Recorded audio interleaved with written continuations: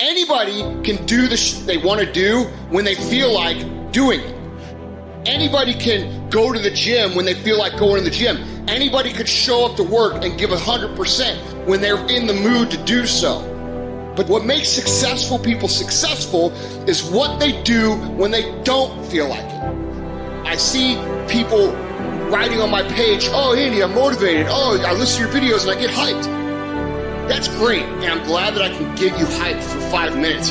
But what do you do after the 5 minutes is over? What do you do after you walk out of the seminar that you paid $1,000 to go to? What do you do when you wake up the next day? What do you do when you have to either do what it is you know you're supposed to do without somebody there to supervise you, or you get to take the play off because no one's going to know the difference? Those are the things that make up success. That's discipline. The practicing, the developing the discipline that when applied consistently can get you to the next level. If you look at the true warriors of humanity, you look at the true empire builders, you look at the true titans who are constructing a better world, they're less about pleasure seeking because they understand that if you want to have a great life, a soaring life, look at what most people do and do the opposite. Growth comes through discomfort. You look at a great athlete, it's the way they show up in the championship game is simply how they showed up in the lonely light of the early hours at practice. To have the results, only 5% of the population have.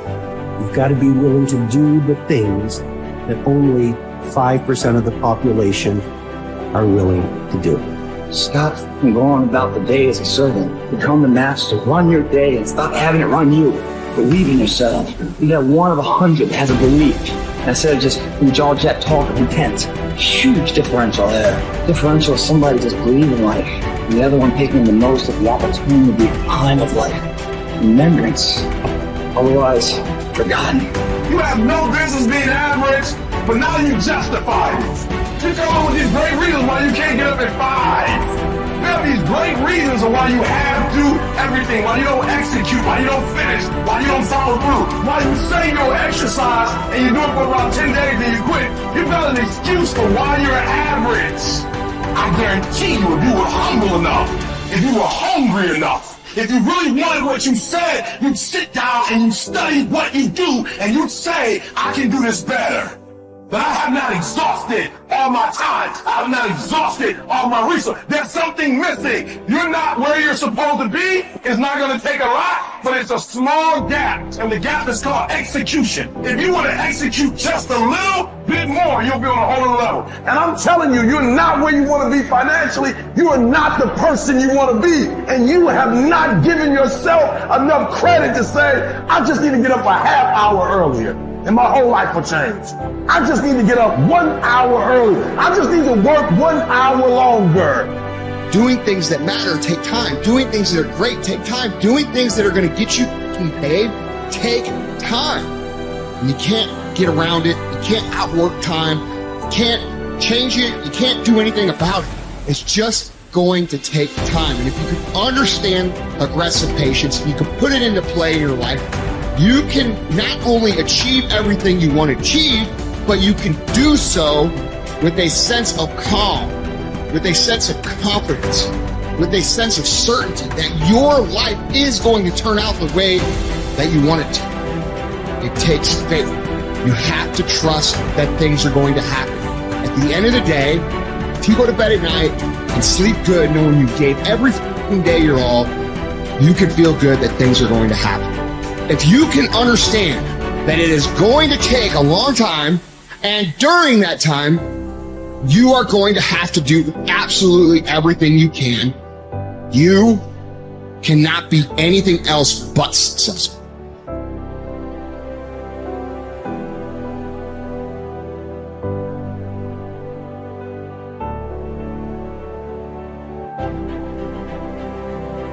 You need structure, you need predictability, and you need more of it than you think, just to keep you sane. Now, if you're lucky, and maybe a bit odd, you can deviate 5% from the norm, or 10% from the norm, or something like that, carefully and cautiously, as long as the rest of you is all well ordered in a normative manner. You might be able to get away with that, and you might be able to sustain it across time, and people might be able to tolerate you if you do it, or maybe you'll get really lucky and you happen to be creative but reasonably well put together, and people will actually be happy that there's something idiosyncratic and unique about you. But even under those circumstances, mostly what you want is to have a routine that's disciplined, that's predictable, and bloody well stick to it. You're going to be way healthier and happier and saner if you do that. And then the other thing that you need, because this is one of the things the psychoanalysts got wrong, I think, is that they overestimated the degree to which sanity was a consequence of being properly structured internally, you know. Because from the psychoanalytic point of view, you're sort of an ego, and that ego is inside you. And of course, it rests on an unconscious structure. But the purpose of psychoanalysis is to sort out that unconscious structure and the ego on top of it, and to make you a fully functioning and autonomous individual. But there's a problem with that, because the reason that you're sane as a fully functional and autonomous human being isn't because you've organized your psyche, even though that's important. The reason that you're sane if you have a well-organized unconscious and ego is because other people can tolerate having you around for reasonably extensive periods of time and will cuff you across the back of the head every time you do something so stupid that people will dislike you permanently if you continue. And so what people are doing to each other all the time, just non-stop, is broadcasting sanity signals back and forth, right? It's like you smile at people if they're not only behaving properly, but behaving in a way that you would like to see them continue to behave. You frown at them if they're not, you ignore them if they're not, you shun them, you roll your eyes at them, you manifest a disgust face, you don't listen to them, you interrupt them, you won't cooperate with them, you won't compete with them. It's like you're blasting signals at other people about how to regulate their behavior so frequently, well, it just makes up all of your social interaction. That's why we face each other, and we have emotional displays on our face, and we're looking at each other's eyes, and we know as much as we can about what's going on with each other, given that we don't have immediate access to the contents of their consciousness. And so partly what you're doing with your routine is establishing yourself as a credible, reliable, trustworthy, potentially interesting human being who isn't going to do anything too erratic at any moment. And everyone else is around there tapping you into shape, making sure that that's exactly what you are. And that's how you stay sane. And so what happens to people too, if they don't have a routine and they get isolated, is they start to drift. And they drift badly because the world is too complicated for you to keep it organized all by yourself. You just cannot do it. So we outsource the problem of sanity. And it's very intelligent that we outsource the problem of sanity, because sanity is an impossibly complex problem. And so the way that we manage the incredibly complex problem is we have a very large number of brains working simultaneously on the problem all the time. It's like a stock market for sanity.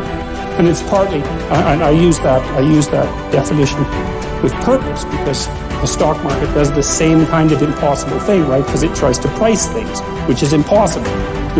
How many things are there? Like 1 billion. How in the world do you decide what the price is? You can't decide what the price is. That's why you have a stock market. Well, in a free market, I mean for consumer goods, is everyone's voting on what the price of everything is all the time. And that's the way we figured out, because it's technically impossible. Understand. Your mind is weaker than your emotions, but you become aware of this weakness only in moments of adversity. Precisely the time when you need strength. What best equips you to cope with the heat of battle is neither more knowledge nor more intellect. What makes your mind stronger and more able to control your emotions is internal discipline and toughness. No one can teach you this skill. You cannot learn it by reading about it. Like any discipline, it can come only through practice, experience, even a little suffering. An active life serves the purpose of giving man the opportunity to realize values in creative work, while a passive life of enjoyment affords him the opportunity to obtain fulfillment in experiencing beauty, art, or nature. But there is also purpose in that life which is almost barren of both creation and enjoyment, and which admits of but one possibility of high moral behavior, namely in man's attitude to his existence, an existence restricted by external forces. A creative life and a life of enjoyment are banned to him. But not only creativeness and enjoyment are meaningful. If there is a meaning in life at all, then there must be a meaning in suffering. Suffering is an ineradicable part of life, even as fate and death. Without suffering and death, human life cannot be complete. As his mind becomes purer and his emotions come under control, his thoughts become clearer and his instincts truer. As he learns to live more and more in harmony with his higher self, his body's natural intuition becomes active of itself. The result is that false desires and unnatural instincts, which have been imposed upon it by others or by himself, will become weaker and fall away entirely in time. This may happen without any attempt to undergo an elaborate system of self-discipline on his part. Yet it will affect his way of living, his diet, his habits. False cravings, like the craving for smoking tobacco, will vanish of their own accord. False appetites, like the appetite for alcoholic liquor or flesh food, will likewise vanish. But the more deep-seated the desire, the longer it will take to uproot it, except in the case of some who will hear and answer a heroic call for an abrupt change. Persistence and variety.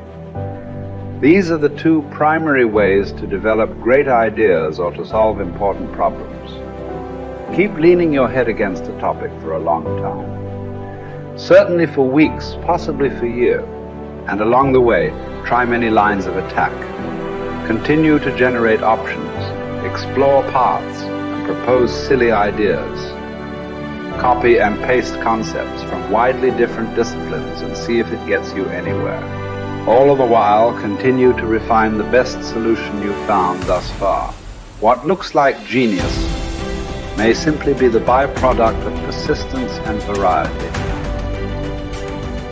The tendency to avoid challenges is so omnipresent in human beings that it can properly be considered a characteristic of human nature. But calling it natural does not mean it is essential or beneficial or unchangeable behavior. It is also natural to defecate in our pants and never brush our teeth. Yet we teach ourselves to do the unnatural until the unnatural becomes itself second nature. Indeed, all self-discipline might be defined as teaching ourselves to do the unnatural. Another characteristic of human nature, perhaps the one that makes us most human, is our capacity to do the unnatural, to transcend and hence transform our own nature